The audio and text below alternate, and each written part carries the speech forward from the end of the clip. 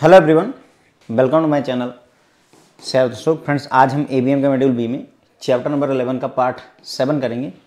तो ये लेक्चर है फ्रेंड्स अपना एटीट्यूड के बारे में। ओके, तो देखिए क्या है कि रिकॉर्डिंग हो रही है, कोई चेंजेज नहीं है। अगर आप अभी तक देखोगे तो पार्ट 1, 2, 3, 4, 5, 6 में कुछ नया अपडेट किया है हमने, 7 भी एज इट इज़ है। अगर कुछ नया अपडेट होगा तो यहाँ पर लिखा रहेगा कि न्यू कंटेंट एडेड। ठीक है, आपको बताया जाएगा कि हाँ क्या नया ऐड हुआ है। अगर यहाँ नहीं लिखा है कि new content added, that means कि जो पहले लेक्चर जैसा था एज इट इज़ है, बस दोबारा से रिकॉर्ड हुआ है। ओके, तो ये समझने की बात है यहाँ पर। ओके, एटीट्यूड डेवलपमेंट की हम यहाँ पर बात करेंगे।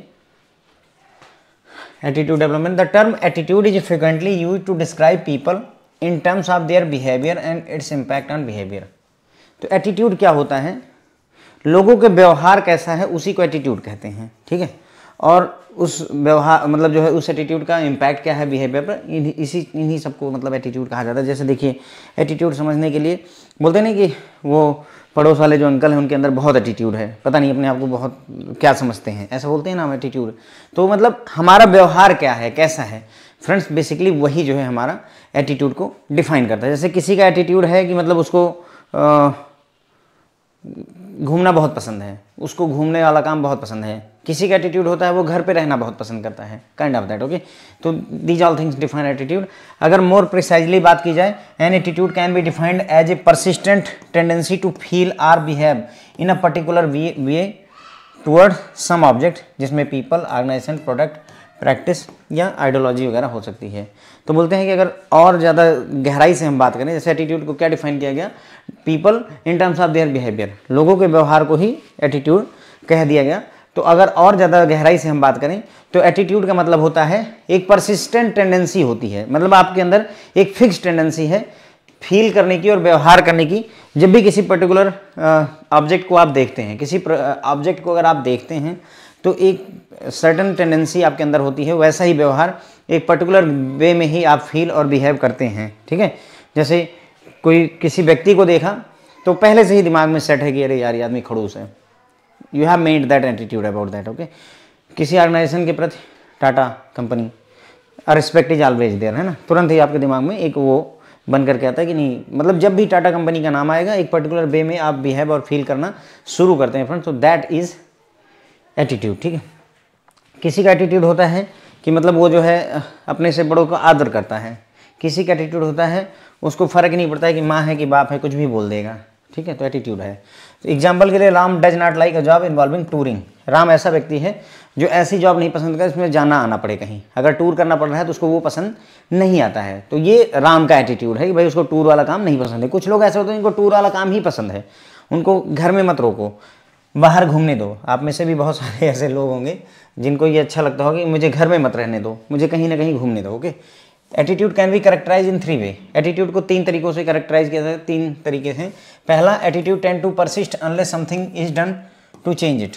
एटीट्यूड हमेशा परसिस्ट करेगा, वैसा ही रहेगा, हमेशा वैसे का वैसा ही रहेगा जब तक कि कुछ किया ना जाए उसे बदलने के लिए। जैसे यदि आप बचपन से अपने माँ बाप को हमेशा सम्मान दिए हैं, हमेशा उनकी रिस्पेक्ट करी है कि नहीं माँ बाप ही सब कुछ हैं, तो ये आपका एटीट्यूड हमेशा बना रहेगा अनटिल अनलेस कि कोई ऐसी घटना ना हो जाए जिसकी वजह से आपका दिमाग ही एकदम से बदल जाए कि नहीं ये तो गलत हो गया है ना।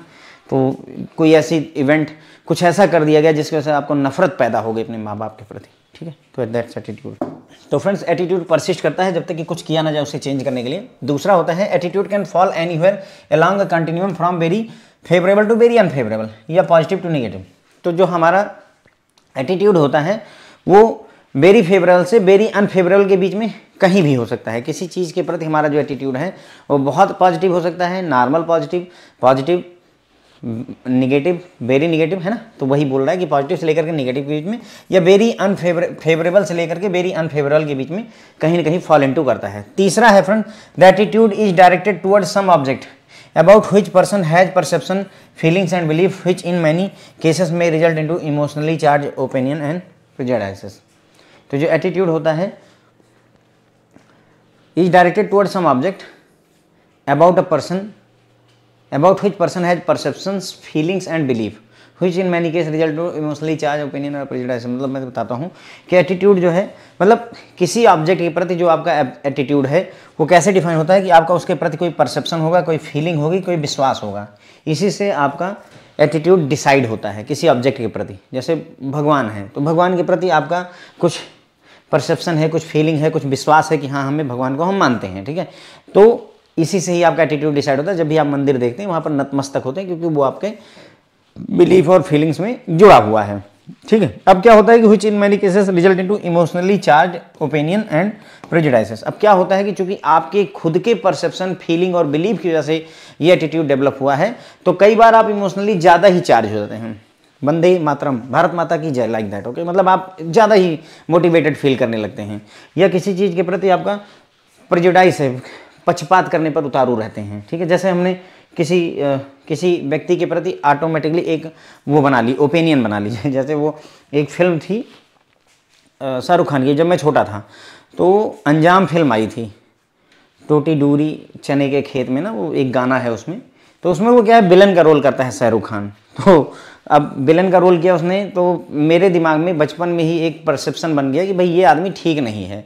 और फिर उसके बाद में शाहरुख खान ने दुनिया भर की फिल्में बनाई, he is God father like, है ना। लेकिन मतलब मेरे जो है दिल में वो निगेटिविटी कभी जल्दी से जा नहीं पाई है। तो काइंड ऑफ दैट वही है कि मैं ज़रूरत से ज़्यादा इमोशनली चार्ज हो गया हूँ और एक बायसनेस मैंने प्रेजुडिस रख ली है उनके प्रति, ठीक है। क्योंकि बचपन की वो पहली मतलब छोटे पर की मूवी थी, इफेक्ट कर गई, दिमाग पे असर कर गई, ठीक है।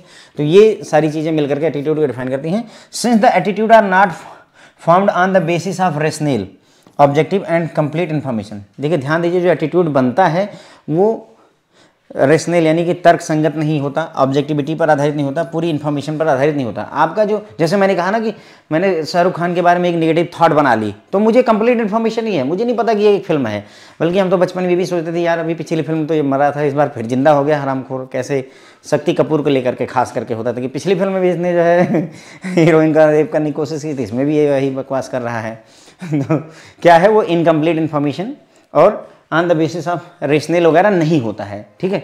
तो इस वजह से it's result into different attitude of different person for the same object. तो इसका असर क्या होता है कि हर व्यक्ति का अलग अलग एटीट्यूड सेम ऑब्जेक्ट के प्रति हो जाता है।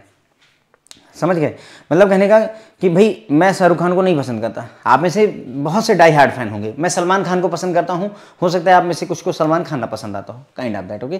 तो क्या होता है कि मतलब चूंकि हम एटीट्यूड डेवलप करते हैं किसी चीज़ के प्रति, तो हम अपने कोई तर्क नहीं है कि मैंने शाहरुख खान को क्यों ऐसा सोचा।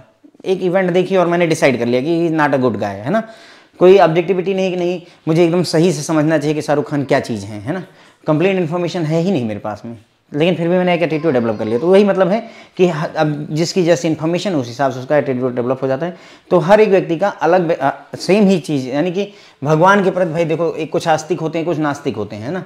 तो जो आस्तिक है उनका अलग एटीट्यूड है और जो नास्तिक है उनका एटीट्यूड अलग है, सेम भगवान के प्रति ही, ओके, यही बता रहा है, ठीक है। तो एटीट्यूड क्या होता है, डिस्क्राइब करता है frequently use to describe in terms of their behaviour. People को डिस्क्राइब करता है उनके बिहेवियर के टर्म में, ठीक है। अगर मोर प्रिसाइजली और ज़्यादा सही सटीक बात की जाए तो एटीट्यूड जो है डिफाइन किया सकता है एक परसिस्टेंट टेंडेंसी होती है किसी पर्टिकुलर ऑब्जेक्ट के बारे में जैसा आप फील और बिहेव करते हैं पर्टिकुलर वे में, किसी ऑब्जेक्ट के प्रति पर्टिकुलर वे में जो आप फील और बिहेव करते हैं उसे ही जो है एटीट्यूड कहा जाता है। अब वो ऑब्जेक्ट में लोग भी हो सकते हैं, कोई संस्था हो सकती है, कोई प्रोडक्ट हो सकता है, कोई प्रैक्टिस हो सकती है, कोई आइडियोलॉजी वगैरह भी हो सकती है। जैसे एग्जांपल के लिए उन्होंने कहा कि राम जो है कोई जॉब है जिसमें टूर अगर करना हो तो उसे पसंद नहीं आती, वो ऐसी नौकरी नहीं करता है। एटीट्यूड को 3 तरीके से कैटेगराइज किया सकता है। पहला, एटीट्यूड बदलता नहीं जब तक कि कुछ किया ना जाए, उसे बदलने के लिए जैसा रहेगा वैसा ही रहेगा। दूसरा, एटीट्यूड वेरी फेवरेबल से वेरी लेस फेवरेबल या अनफेवरेबल तक, वेरी पॉजिटिव से वेरी निगेटिव तक वेरी करता है, इसी के बीच में कहीं ना कहीं होता है। तीसरा, एटीट्यूड जो है किसी ऑब्जेक्ट के प्रति जो आपका एटीट्यूड होता है वो आपके परसेप्शन, फीलिंग और बिलीफ पर आधारित होता है, ठीक है। इसीलिए चूंकि आपकी खुद की फीलिंग और परसेप्शन और बिलीफ पर आधारित है, इसीलिए कई बार आप इमोशनली चार्ज ज़्यादा फील करते हैं या किसी चीज़ के प्रति बायस्ड हो जाते हैं, प्रेजुडाइज रखते हैं कि हाँ ये तो गड़बड़ ही है, शाहरुख खान ठीक नहीं है, काइंड ऑफ दैट, ओके।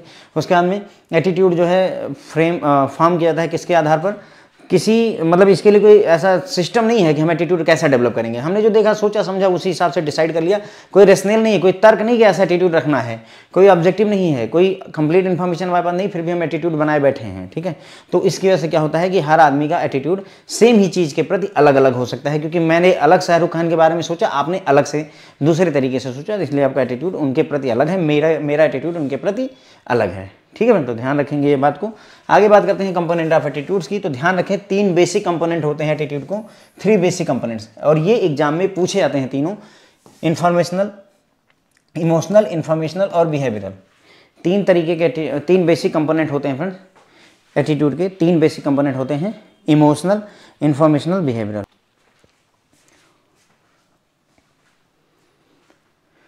तो emotional component, informational component, behavioural component, तीनों के बारे में बात करेंगे। तो 3 बेसिक कंपोनेंट कौन कौन से हो गए, ध्यान रखें, इमोशनल, इन्फॉर्मेशनल, बिहेवियरल। पूछा जाता है एग्जाम में। Emotional component involve the person's feeling or their affect, positive, neutral, negative about an object. तो इमोशनल कंपोनेंट इन्वॉल्व करता है कि व्यक्ति की फीलिंग कैसी है किसी ऑब्जेक्ट के प्रति, किसी वस्तु के प्रति। आपकी पॉजिटिव फीलिंग है, निगेटिव फीलिंग है, न्यूट्रल फीलिंग है, ये चीज़ डिसाइड की जाती है किसके द्वारा, इमोशनल कंपोनेंट के द्वारा। Emotions play a very important role in organisational behaviour of employee. मतलब किसी ऑर्गेनाइजेशन में एम्प्लॉय कैसा बिहेवियर करेगा, उसमें इमोशंस का बहुत इंपॉर्टेंट रोल होता है, बहुत इंपॉर्टेंट रोल होता है। इमोशनल कंपोनेंट क्या है, पर्सन की फीलिंग किसी ऑब्जेक्ट के प्रति कैसी है, पॉजिटिव, निगेटिव या neutral. The expression of emotions either positive और negative is also important to work behaviour. जो आपका इमोशन का एक्सप्रेशन होता है, यानी कि किसी चीज़ के प्रति आपका इमोशन पॉजिटिव है या निगेटिव है, वो प्रभावित करता है क्या, आपके वर्क बिहेवियर को। अगर आप पॉजिटिव फील करते हैं तो अच्छा परफॉर्म करेंगे, निगेटिव फील करते हैं तो अच्छा परफॉर्म नहीं करेंगे। दूसरा होता है फ्रेंड्स इन्फॉर्मेशन कंपोनेंट। दूसरा क्या है, information component consist of belief and the information that an individual have about an that object. मतलब किसी ऑब्जेक्ट के बारे में आपका बिलीफ क्या है और आपके पास क्या इन्फॉर्मेशन है, वही इन्फॉर्मेशन कंपोनेंट होता है एटीट्यूड का। Generally the belief are the information are found on insufficient observation और opinion which may not be empirically correct. Generally जो हम किसी चीज़ के प्रति अपना बिलीफ बनाते हैं या जो इन्फॉर्मेशन इकट्ठा करते हैं, वो इनसफिशिएंट ऑब्जर्वेशन पर आधारित होती है, सही ऑब्जर्वेशन पर आधारित नहीं होती है। हमें जानकारी कम होती है लेकिन हम अपनी राय ऑब्जर्वेशन या बना लेते हैं कि हाँ ये सही है, लेकिन वो प्रैक्टिकली एम्पिरिकली करेक्ट नहीं होती है। ठीक है, तो हम अपना जो बिलीफ, जैसे किसी व्यक्ति के प्रति मैंने जो अपना सोच बना ली, वो क्या है, एक इनसफिशिएंट ऑब्जर्वेशन या ओपिनियन की वजह से ही तो ऐसा हुआ है। ठीक है, तो जैसे शाहरुख खान वाला एग्जांपल हम लेकर चलें, तो जैसे एग्जांपल इन्होंने दिया, a manager may believe that 2 weeks training is sufficient for an employee to effectively work as system administrator. मतलब एक मैनेजर ये मानता है कि 2 हफ्ते की ट्रेनिंग पर्याप्त है, सिस्टम एडमिनिस्ट्रेटर के तौर पर काम करना है तो 2 हफ्ते की ट्रेनिंग दे दो, काम कर लेगा व्यक्ति। या जैसे फिनेकल 10 पे काम करवाना है तो 2 हफ्ते की ट्रेनिंग दे दो, आराम से फिनेकल 10 पे वो काम कर लेगा व्यक्ति। लेकिन मिनिमम 4 वीक की ट्रेनिंग एक्चुअल में रिक्वायर्ड है, एक्चुअल में 4 हफ्ते की ट्रेनिंग की जरूरत है। लेकिन व्यक्ति की अपनी इनसफिशिएंट ऑब्जर्वेशन और ओपिनियन के रहते हुए उसने गलत बिलीफ डेवलप कर लिया कि मैनेजर ने कहा कि 2 हफ्ता बहुत है, लेकिन असलियत में 4 हफ्ते चाहिए। तो ये थोड़ा सा गड़बड़ हो गई। ठीक है, the belief of the manager represent his attitude about the training. तो यहाँ पर जो मैनेजर का बिलीफ है वो यही बताता ना कि उसका एटीट्यूड कैसा है इस ट्रेनिंग के प्रति। 2 हफ्ते की ट्रेनिंग पर्याप्त है, उसका एटीट्यूड ऐसा बन गया। बिहेवियरल कंपोनेंट, 3 कंपोनेंट थे, तीसरा बिहेवियरल। ठीक है, तो behavioural component consist of a person's tendency to behave in a particular way towards the object. Behavioural component consist करता है किसी व्यक्ति की टेंडेंसी कि वो पर्टिकुलर वे में बिहेव करे किसी ऑब्जेक्ट के प्रति। Person's tendency to behave in particular way towards the object, किसी वस्तु के प्रति, किसी ऑब्जेक्ट के प्रति आपकी जो टेंडेंसी होती है, आप पर्टिकुलर वे में बिहेव करते हैं, उसे ही बिहेवियरल कंपोनेंट कहा जाता है। कैसा व्यवहार है आपका, बिहेवियरल कंपोनेंट उसी को कहते हैं। जैसे उदाहरण के लिए मैनेजर, अबव एग्जाम्पल में मैनेजर को कहा गया था, may assign only 2 weeks for system administration training to an employ. मतलब जो मैनेजर है उसने सिर्फ 2 ही हफ्ते दिए हैं ट्रेनिंग अटेंड करने के लिए सिस्टम एडमिनिस्ट्रेटर वाली। ठीक है, जो कि हो सकता है सफिशिएंट ना हो एम्प्लॉय के लिए उस काम को करने के लिए इफेक्टिवली, लेकिन फिर भी उसका बिहेवियर यही है मैनेजर का कि 2 ही हफ्ते पर्याप्त हैं। Thus the attitude has significant impact on workplace for achieving the organisational objective. तो मतलब एटीट्यूड का बहुत ज़्यादा प्रभाव होता है ऑर्गेनाइजेशनल के ऑब्जेक्टिव को अचीव करने में। अगर आप एम्प्लॉयों का एटीट्यूड अच्छा नहीं है तो हम अपना टारगेट अचीव नहीं कर सकते हैं। ठीक है, तो हमने बात की किस बारे में, कंपोनेंट ऑफ एटीट्यूड के। तो एटीट्यूड के 3 कंपोनेंट होते हैं फ्रेंड, इमोशनल, इन्फॉर्मेशनल और बिहेवियरल। इमोशनल कंपोनेंट में किसी व्यक्ति की फीलिंग्स किसी ऑब्जेक्ट के प्रति पॉजिटिव है, निगेटिव है, न्यूट्रल है, ये डिसाइड किया जाता है। इमोशंस, ठीक है, इमोशंस इंपॉर्टेंट रोल प्ले करते हैं ऑर्गेनाइजेशन में एम्प्लॉय के बिहेवियर पर। अगर इमोशनली पॉजिटिव हो तो अच्छा बिहेव करोगे, नहीं तो नहीं करोगे। एक्सप्रेशन ऑफ इमोशन, ठीक है, इमोशंस का एक्सप्रेशन पॉजिटिव या निगेटिव हो सकता है, ये भी जो है वर्क बिहेवियर को प्रभावित करता है। ठीक है, इमोशन मतलब कुल मिलाकर के पॉजिटिव या नेगेटिव जैसे भी होंगे वो वर्क बिहेवियर को एम्प्लॉय के प्रभावित करते हैं। इन्फॉर्मेशनल कंपोनेंट जो होता है एम्प्लॉय का, लोगों का बिलीफ या फिर उनकी इन्फॉर्मेशन जो किसी ऑब्जेक्ट के बारे में एक इंडिविजुअल जुटाता है उसे इन्फॉर्मेशन कंपोनेंट कहते हैं।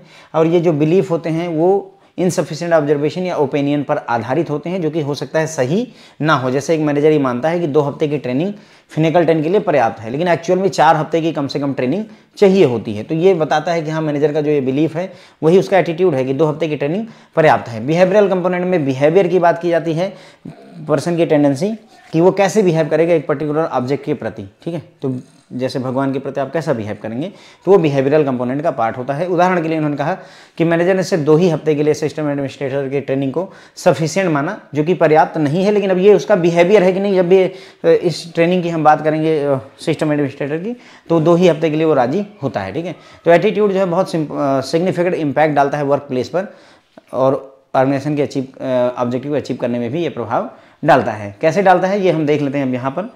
सिग्निफिकेंस ऑफ एटीट्यूड और वर्क प्लेस पर एटीट्यूड क्या मायने रखता है ये जानने की कोशिश करें। देखिए अभी समझ में आएगा। An understanding of role of attitude is important to study and understanding its impact on human behaviour at work is important for the number of reason. मतलब हमें ये समझना कि एटीट्यूड का रोल इंपॉर्टेंट होता है, स्टडी करना ये समझ में आना चाहिए। और इम्पैक्ट ऑन ह्यूमन बिहेवियर, यानी कि एटीट्यूड का इम्पैक्ट ह्यूमन बिहेवियर पर क्या होता है, ये भी इंपॉर्टेंट है समझना, इसकी अंडरस्टैंडिंग भी ज़रूरी है। इसके कई सारे कारण हैं। ठीक है, तो एटीट्यूड का रोल क्या है और उसका बिहेवियर पर क्या इंपैक्ट पड़ता है, ये दोनों इंपॉर्टेंट है समझना हमारे लिए। जैसे attitude helps predict work behaviour, क्योंकि एटीट्यूड क्या करता है, वर्क बिहेवियर को प्रिडिक्ट करने में मदद करता है। यानी कि हम अनुमान लगा सकते हैं कि लोग कैसा व्यवहार करेंगे, क्यों, क्योंकि उनका एटीट्यूड ऐसा है। जैसे उदाहरण के लिए, फॉर इंस्टेंस, एग्जाम्पल के लिए, if an attitude survey shows that workers are upset by a change in the work rule, it may have an impact on their work behavior। तो अगर जो है किसी कंपनी में एटीट्यूड का सर्वे करवाया जाता है और वहाँ पता चलता है कि जो वर्कर हैं वो अपसेट हैं क्योंकि कोई वर्क रूल चेंज कर दिया गया है। पहले 8 वर्किंग आवर्स होते थे, अब बोलते हैं कि भाई 12 घंटे काम करना पड़ेगा, ऐसा बोल दिया गया कि 12 घंटे रोज़ काम करना पड़ेगा। तो क्या होगा, लोग अपसेट हो जाएंगे, वर्कर अपसेट हो जाएंगे, और इसका प्रभाव उनके वर्क बिहेवियर पर दिखेगा ही दिखेगा। इसका प्रभाव उनके वर्क बिहेवियर पर दिखेगा। क्यों, मतलब भाई कौन खुश रहेगा 8 घंटे काम करने के 12 घंटे काम करने में। It may result into large absenteeism, मतलब लोग गायब रहेंगे, छुट्टी ले लेंगे, दिखाई नहीं देंगे। ओके, द मैनेजमेंट में conclude that the negative attitude toward work rule has resulted into absenteeism. मतलब अब यहाँ पर मैनेजमेंट निष्कर्ष निकाल सकता है कि जो वर्क रूल है उसके प्रति लोगों का निगेटिव एटीट्यूड था, निगेटिवली उन्होंने सोचा कि ये ठीक नहीं है, गलत करा इन्होंने हमारे साथ, उसका असर ये हुआ कि ये एब्सेंटिज्म होना शुरू हो चुका है। ठीक है, तो मतलब एटीट्यूड से हम ये पता कर सकते हैं कि काम कैसा होने वाला है, वर्क बिहेवियर कैसा रहने वाला है हमारे एम्प्लॉय का। Another reason why an understanding of attitude is important is that attitude help people adapt to their work environment. दूसरा इंपॉर्टेंट रीजन ये है एटीट्यूड के बारे में समझना कि एटीट्यूड से ही लोग जो है अपने वर्क एनवायरनमेंट के हिसाब से अपने आप को ढालते हैं। They can adapt, work environment के हिसाब से अपने आप को ढालने में भी एटीट्यूड बहुत महत्वपूर्ण रहता है। ठीक है, कोई व्यक्ति है उसको अगर हर चीज़ में निगेटिविटी दिखती है तो वो वहाँ पर प्रॉब्लम ही खड़ी करेगा, सोल्यूशन की तरफ नहीं बढ़ेगा। Okay, organisation assign lot of importance to attitude for selecting and posting any employee for a job. इसीलिए ऑर्गेनाइजेशन बहुत महत्व देती हैं किसी एम्प्लॉय को किसी पोस्ट पर बिठाने के लिए, सेलेक्ट करने के लिए, पोस्ट करने के लिए एक एम्प्लॉय को एटीट्यूड को बहुत ज़्यादा इंपॉर्टेंस देती है कि भाई इसका एटीट्यूड ठीक नहीं है, ब्रांच मैनेजर का काम नहीं कर पाएगा, हर किसी से लड़ता ही फिरेगा। ठीक है, तो ऐसा एटीट्यूड वाला व्यक्ति वहाँ नहीं बिठाया जाता है। हमें किसको किस पोस्ट पर बिठाना है, कहाँ पोस्टिंग किसको देनी है, वो इंपॉर्टेंट हो जाता है कि हम एटीट्यूड देखें व्यक्ति का कि कहाँ इसको सही से सेट कर सकते हैं। Imparting knowledge and skill are easier compare to changing attitude of a person toward a job organisation. किसी व्यक्ति में नॉलेज को इम्पार्ट करना, नॉलेज उसकी बढ़ाना, कोई स्किल सिखा देना आसान है व्यक्ति का एटीट्यूड बदलना मुश्किल होता है, ठीक है। यानी कि नई नॉलेज देना, नई स्किल्स सिखा देना किसी व्यक्ति को आसान काम है, उसका एटीट्यूड किसी जॉब या ऑर्गेनाइजेशन के प्रति चेंज करना आसान काम नहीं होता है। मैंने कहा नहीं कि जो एटीट्यूड होता है वो परसिस्टेंट होता है, जब तक कि कुछ ऐसा ना कर दिया जाए जिसकी वजह से वो चेंज हो जाए, ओके। अगर आप जो है भगवान में बहुत ज़्यादा आस्था रखते हैं, आप अगर आस्तिक हैं, भगवान में विश्वास रखते हैं, तो कोई बहुत बड़ी घटना हो जाएगी तभी जा करके आप जो है उसमें से भगवान से अपना फेथ हटाएंगे, अदरवाइज आप उसमें भगवान में हमेशा श्रद्धा रखेंगे, वही चीज़ है। With a negatively oriented attitude an employee generally finds fault in every solution and generally remains the part of the problem rather than constructive solution. तो अगर किसी एम्प्लॉय का निगेटिव एटीट्यूड है भाई, है ना, निगेटिव एटीट्यूड अगर है तो वो हर चीज़ में फॉल्ट ही निकालता जाएगा। जैसे ही कोई काम कहो तुरंत ही, मैंने बोला कि जो है ये काम हो गया तो बोलता है कि सर आज लाइट नहीं आई थी, लाइट क्यों नहीं आई सर, वो मुझे क्या पता। मतलब हर चीज़ में they are not happy for anything, कुछ किसी चीज़ के लिए खुश नहीं है, वो हर चीज़ के लिए निगेटिव सोचते हैं, जिसकी वजह से वो समाधान नहीं निकालते, वो प्रॉब्लम का ही पार्ट होते हैं। खुद ही बता रहे हैं कि सर ये गड़बड़ हो रहा है, app is not working, system is not working, ठीक है सर, फिनेकल 10 तो चलता ही नहीं, जब से आया हुआ चल ही नहीं रहा, क्या करें, मैं कैसे जल्दी से भीड़ हटा दूँ, तो फिनेकल 10 तो आपका चलता नहीं। अरे आपका क्या है, एम्प्लॉई हैं आप भी, आपका भी तो है, लेकिन they will behave like that, okay this. तो ये हो गई बात फ्रेंड्स हमारी जो है कि सिग्निफिकेंस क्या है एटीट्यूड एट वर्क पे, ठीक है, समझ में आ गया होगा कि एटीट्यूड बहुत मायने रखता है। अगर आपका एम्प्लॉय का एटीट्यूड अच्छा नहीं है तो अच्छा वर्क नहीं करेगा वो, ये 100% तय हो जाता है, ठीक है। तो एटीट्यूड का रोल समझना हमारे लिए ज़रूरी हो जाता है, और ह्यूमन बिहेवियर पर उसका एटीट्यूड का क्या प्रभाव पड़ता है वो भी हमारे लिए ज़रूरी हो जाता है। जैसे एटीट्यूड वर्क बिहेवियर को प्रिडिक्ट करने में मदद करता है, यानी कि एटीट्यूड के हिसाब से हम लोगों का व्यवहार तय कर सकते हैं। जैसे उदाहरण के लिए, अगर एटीट्यूड का सर्वे बताता है कि भाई जो वर्क रूल में चेंजेस किए गए हैं, फैक्ट्री में पहले जहाँ 8 घंटे काम करवाया जाता है वहाँ 12 घंटे काम करवाया जाएगा, जिसकी वजह से जो हमारे एम्प्लॉई हैं वो अपसेट हैं, तो उस अपसेट होने का असर वर्क बिहेवियर पर पड़ेगा ही पड़ेगा। इसकी वजह से क्या होगा, लार्ज एब्सेंटिज्म रहेगा, मतलब लोग गायब रहेंगे ड्यूटी से, ठीक है। और मैनेजमेंट ये बात निष्कर्ष निकाल सकता है कि चूंकि एम्प्लॉय ने वर्क रूल जो चेंज किया है उसमें निगेटिव एटीट्यूड डेवलप कर लिया उस वर्क रूल के प्रति, जिसकी वजह से उनका एब्सेंटिज्म बढ़ चुका है। दूसरा कारण है कि अगर एटीट्यूड समझ सकते हैं एटीट्यूड के बारे में, तो एम्प्लॉइयों के लिए आसान होता है वर्क एनवायरनमेंट के हिसाब से अपने आप को अनुकूल बनाना, उस वर्क एनवायरनमेंट के हिसाब से वो ढल पाते हैं, तभी जब उनका एटीट्यूड अच्छा होता है। अगर आपका निगेटिव एटीट्यूड है तो आप हर चीज़ में फॉल्ट ही निकालेंगे, उसके हिसाब से, उस ऑर्गेनाइजेशन के हिसाब से आप ढलेंगे नहीं। ऑर्गेनाइजेशन जो है लॉट ऑफ इंपॉर्टेंस देती हैं एटीट्यूड को, जब भी किसी व्यक्ति को सेलेक्ट करती हैं या पोस्ट करती हैं किसी जॉब के लिए। किसी एम्प्लॉय को, जैसे किसको चीफ मैनेजर बना करके सर्कल हेड बनाना है या सर्कल में क्रेडिट का हेड बनाना है, किसको सेलेक्ट करें, वहाँ पर एटीट्यूड इंपॉर्टेंट फैक्टर हो जाता है। अगर एटीट्यूड नहीं अच्छा है तो उस व्यक्ति को भले ही कितनी काबिलियत हो वहाँ पर नहीं बिठाया जाएगा, ठीक है। फिर इन्होंने बताया कि नॉलेज और स्किल किसी में गेन करना, नॉलेज सिखा देना, नई नॉलेज गेन करवा देना, नई स्किल सिखा देना आसान है, लेकिन उसका एटीट्यूड बदलना किसी व्यक्ति का मुश्किल काम होता है, ठीक है। अगर कोई व्यक्ति निगेटिव एटीट्यूड वाला है तो हर चीज़ में गलतियाँ ही निकालता रहेगा, खामी ही निकालता रहेगा। शादी में गए हैं तो नाराज़े चल रहे हैं, खाना नहीं अच्छा है, व्यवस्था नहीं अच्छी है, पानी नहीं है, हर समस्या उन्हीं के साथ है, ओके, ये चीज़ है। तो वो हमेशा सल्यूशन का पार्ट ना होकर के सिर्फ प्रॉब्लम का पार्ट होते हैं। तो एटीट्यूड में 4 फंक्शंस होते हैं फ्रेंड्स, ओके। एटीट्यूड सर्व करता है 4 इंपॉर्टेंट फंक्शंस, ध्यान रखेंगे, इनके नाम याद रखें और इनकी डिटेल भी याद करेंगे, बट ठीक है। 4 इंपॉर्टेंट फंक्शंस जो एटीट्यूड द्वारा सर्व किए जाते हैं, पहला एडजस्टमेंट फंक्शन, दूसरा द ईगो डिफेंसिव फंक्शन, तीसरा वैल्यू एक्सप्रेशन फंक्शन और चौथा नॉलेज फंक्शन। क्वेश्चन फ्रेंड्स इससे पूछे जाते हैं, कई बार आपसे यही चारों नाम ही पूछ लेगा, एक नाम और उठा करके रख देगा और पूछेगा इनमें से कौन सा एटीट्यूड का इंपॉर्टेंट फंक्शन नहीं है, और कई बार इनसे रिलेटेड क्वेश्चन पूछते हैं। थियरी आपको ये दे देंगे और पूछेंगे ये कौन सा फंक्शन है एटीट्यूड का, ऐसा भी क्वेश्चन आया हुआ है, ठीक है।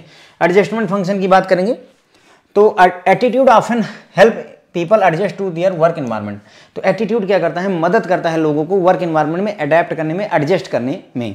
When an employees are properly treated by their boss they are likely to develop a positive attitude toward the supervision and the organisation. अगर आप नया बैंक ज्वाइन किए हैं, आपके बॉस ने आपको अच्छी तरीके से, प्रॉपर तरीके से ट्रीट किया है, तो आप एक पॉजिटिव फीलिंग डेवलप करेंगे अपने सुपरवाइजर के प्रति और अपने ऑर्गेनाइजेशन के प्रति, दोनों के प्रति ही आप एक पॉजिटिव एटीट्यूड डेवलप करेंगे, ठीक है।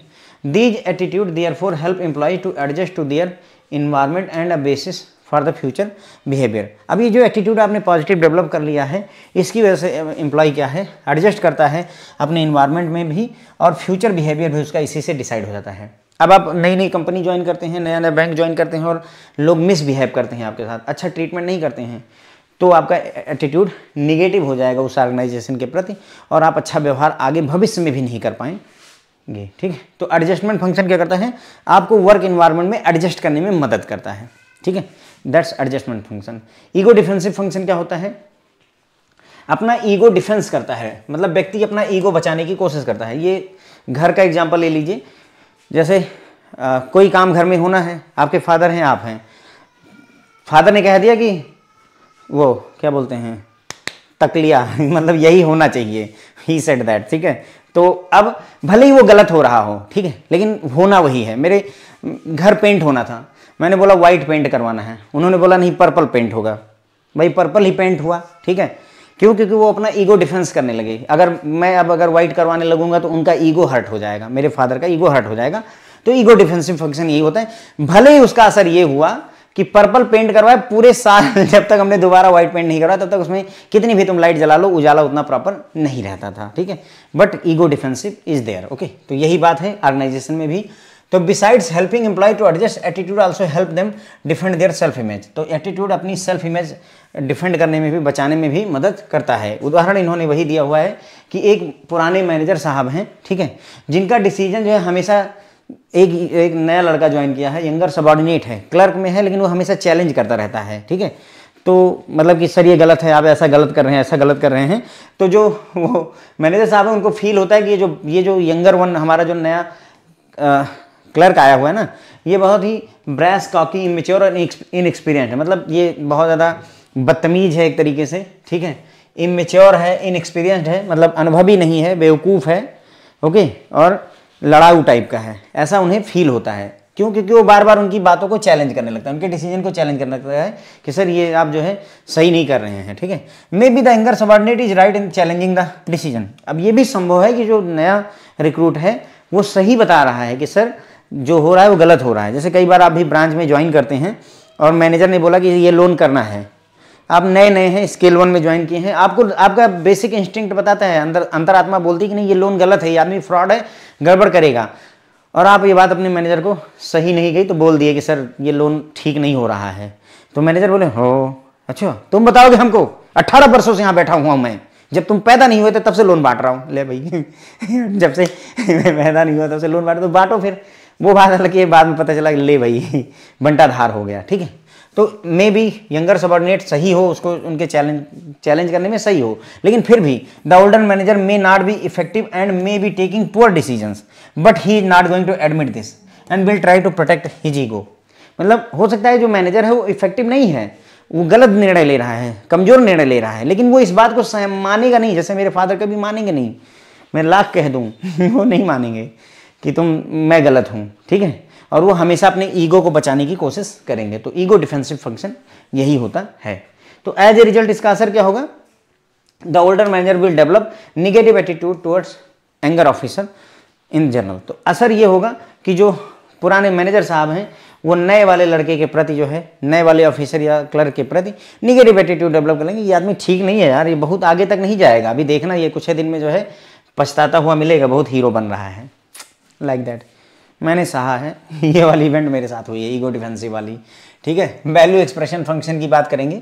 तो वैल्यू एक्सप्रेशन क्या होता है, attitude provide people with the basis for expressing there values. मतलब एटीट्यूड की सहायता से आप अपनी वैल्यूज को एक्सप्रेस कर सकते हैं। जैसे उदाहरण है, a manager who believe strongly in the work ethic will tend to voice attitude toward a specific individual और work practice as a mean to reflect this value.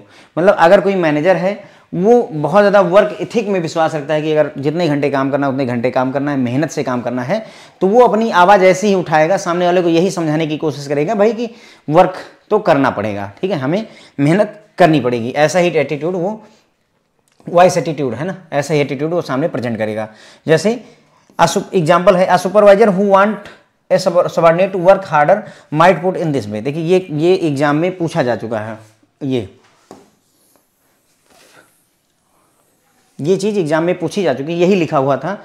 A supervisor who want a subordinate to work harder might put in this way. एक मतलब manager है जो अपने junior से चाहता है कि वो मेहनत करे, तो वो क्या बोलेगा, you have to work hard, तुम्हें मेहनत करनी होगी, because that has been the tradition of this company since it has been founded, क्योंकि यही परंपरा रही है जब से हमारी कंपनी बनी है, तब से सब ने मेहनत की है, आपको भी मेहनत करनी पड़ेगी। तो ये कौन सा फंक्शन है एटीट्यूड का, तो सर ये वैल्यू एक्सप्रेशन फंक्शन है। ये कौन सा फंक्शन डिफाइन कर रहा है, वैल्यू एक्सप्रेशन फंक्शन को ये डिफाइन कर रहा है, ठीक है। तो ध्यान रखेंगे ये वैल्यू एक्सप्रेशन फंक्शन को डिफाइन कर रहा है। This also help to subscribe to the ethics, मतलब एथिक्स जो वर्क एथिक्स वगैरह होते हैं उसको भी अप्लाई करने में वैल्यू एक्सप्रेशन फंक्शन मदद करता है। नॉलेज फंक्शन देख लेते हैं, और ये मेरे ख्याल से लास्ट फंक्शन भी है।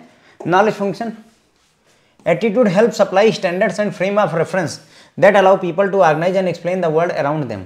तो एटीट्यूड हेल्प करता है आपको स्टैंडर्ड मेंटेन करने में, फ्रेम ऑफ रेफरेंस मेंटेन करने में, जिसकी सहायता से आप अपनी आसपास की दुनिया को एक्सप्लेन कर पाते हैं, ऑर्गेनाइज कर पाते हैं, आसपास की दुनिया को आप समझ पाते हैं। जैसे उदाहरण के लिए, for example, a union office bearer may have a negative attitude towards management. Union का जो मतलब यूनियन के जो इंचार्ज हैं, यूनियन के जो लोग हैं, उनका नेगेटिव एटीट्यूड होगा किसके प्रति, मैनेजमेंट के प्रति। क्यों? क्योंकि उनको लगता है कि सब गड़बड़ हो रहा है, ठीक है। तो this attitude may not be based on fact. अब जरूरी नहीं कि ये जो एटीट्यूड है निगेटिव ये फैक्ट पर आधारित हो, but it does help the individual to relate to the management. लेकिन ये निगेटिव एटीट्यूड मैनेजमेंट से रिलेट करने में यूनियन की मदद करता है, ठीक है। ध्यान दीजिए, यूनियन ऑफिस बियरर जो है उसका एटीट्यूड निगेटिव है मैनेजमेंट के प्रति, ये फैक्ट पर आधारित नहीं है, लेकिन फिर भी ये मैनेजमेंट से उनको जोड़ने में हेल्प करता है, इंडिविजुअल को मदद करता है। एज ए रिजल्ट इसका असर क्या होता है, everything that management says is regarded by the union as pack of lies, distortion of truth and an attempt to manipulate. तो ऐसे में क्या होता है कि मैनेजमेंट चाहे जो कुछ भी कहता है, यूनियन को हमेशा यही लगता है कि ये झूठ का अंबार है, सत्य को जो है तोड़ा मरोड़ा जा रहा है और मैनिपुलेट करने की, हमें उल्लू बनाने की कोशिश की जा रही है, ठीक है। ये ऐसा एटीट्यूड इन्होंने रखा हुआ था। Regardless of how accurate A persons view of reality is, attitude toward people, event and object impact the individual make sense what is going on.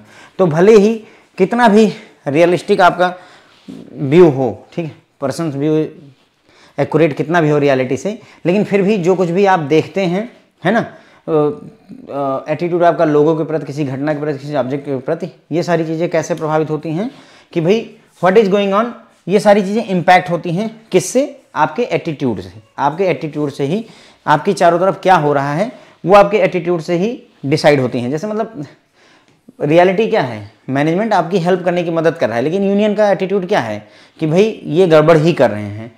तो व्हाट इज गोइंग ऑन वो कैसे डिसाइड हो रहा है, व्यक्ति के एटीट्यूड से decide हो रहा है, ठीक है। तो ये हो गई बात है फ्रेंड्स हमारी। हमने यहाँ पर देखा कि जो एटीट्यूड होते हैं उसके 4 इंपॉर्टेंट फंक्शन होते हैं, adjustment function, ego defensive function, value expression function, knowledge function, ठीक। एडजस्टमेंट फंक्शन में एडजस्टमेंट की कोशिश होती है, आपका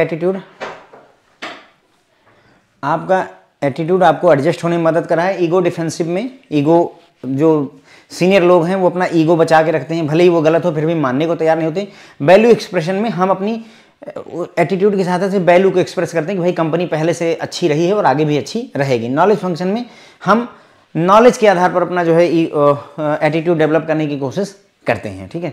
तो एडजस्टमेंट फंक्शन में हम देखा कि जो है लोग एटीट्यूड हेल्प करता है लोगों को नए इन्वायरमेंट में एडजस्ट करने में। अगर आप नए ज्वाइन करते हैं और बॉस आपको अच्छी तरीके से ट्रीट करता है तो सुपरवाइजर के प्रति और जो है ऑर्गेनाइजेशन के प्रति आपका एक पॉजिटिव एटीट्यूड डेवलप होकर के आता है। जो एटीट्यूड है वो एम्प्लॉय को हेल्प करता है इन्वायरमेंट के हिसाब से एडजस्ट होने में, है ना, और फ्यूचर बिहेवियर के लिए एक बेसिस का भी काम करता है। ईगो डिफेंसिव फंक्शन में भाई जो है ego defensive function attitude help करता है सेल्फ इमेज को डिफेंड करने में। तो जैसे उदाहरण दिया कि एक पुराना मैनेजर है उसके हर एक निर्णय को एक नया सबॉर्डिनेट ज्वाइन किया है वो चैलेंज करता रहता है, तो मैनेजर साहब को लगता है कि ये बहुत बेवकूफ़ है, इमेच्योर है ना, ऐसी चीज़ें हो रही हैं। जो कि वो नया लड़का जो है वो सही भी है, चैलेंज सही कर रहा है, मैनेजर साहब गलत निर्णय ले रहे हैं, पुअर निर्णय ले रहे हैं, लेकिन फिर भी वो मानेंगे नहीं, इस बात को एडमिट नहीं करेंगे कि हाँ मेरे से गलती हुई है, और वो अपनी इमेज को, अपनी ईगो को डिफेंस करने की, प्रोटेक्ट करने की कोशिश करेंगे। तो यही ईगो डिफेंसिव फंक्शन होता है। इसका असर ये होता है कि निगेटिव एटीट्यूड डेवलप कर लेता है यंगर ऑफिसर के प्रति मैनेजर के द्वारा, ठीक है। वैल्यू एक्सप्रेशन फंक्शन क्या होता है कि भाई एटीट्यूड से हम अपना एक्सप्रेस करते हैं, वैल्यूज़ को एक्सप्रेस करते हैं। एक सुपरवाइजर है जो कि अपने सबॉर्डिनेट को हार्ड वर्क करना चाहता है कि वो हार्ड वर्क करे, जो नया जूनियर ज्वाइन किया है, तो वो उससे ये बोलेगा कि तुम्हें वर्क हार्ड वर्क करना होगा, क्योंकि यही कंपनी की परंपरा रही जब से ये कंपनी बनी है। तो अगर ऐसी बात वो बोलता है तो वो क्या कर रहा है, वैल्यू एक्सप्रेशन फंक्शन यूज कर रहा है कि अपनी कंपनी की वैल्यूज़ को उसे समझाने का प्रयास कर रहा है। नॉलेज फंक्शन की अगर हम बात करें तो एटीट्यूड क्या करता है, फ्रेम ऑफ रेफरेंस और स्टैंडर्ड आपको प्रोवाइड करता है, जिससे कि आपके चारों तरफ जो दुनिया है उसको आप समझ सकें, एक्सप्लेन कर सकें। जैसे यूनियन ऑफिस के बियरर जो होते हैं उनका मैनेजमेंट के टुवर्ड निगेटिव एटीट्यूड होता है।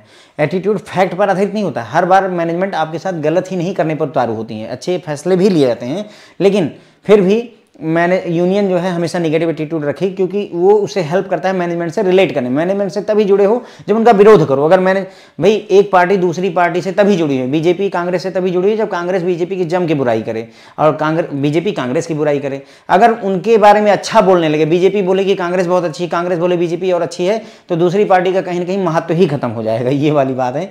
तो मतलब ये हेल्प करता है रिलेट करने में, ओके। उसके बाद में इसका असर क्या होगा कि जो भी मैनेजमेंट कहेगा वो इनको लगेगा, जो यूनियन के लोग हैं उनको लगेगा कि झूठ बोला जा रहा है, झूठ को तोड़ा मरोड़ा जा रहा है और मैनिपुलेट करने की कोशिश की जा रही है, ठीक है। तो यही सारी चीज़ें होती हैं नॉलेज वाले फंक्शन में, ठीक है। मतलब बस यहीं पर अपना लेक्चर ख़त्म हो जाता है। Thank you so much friends.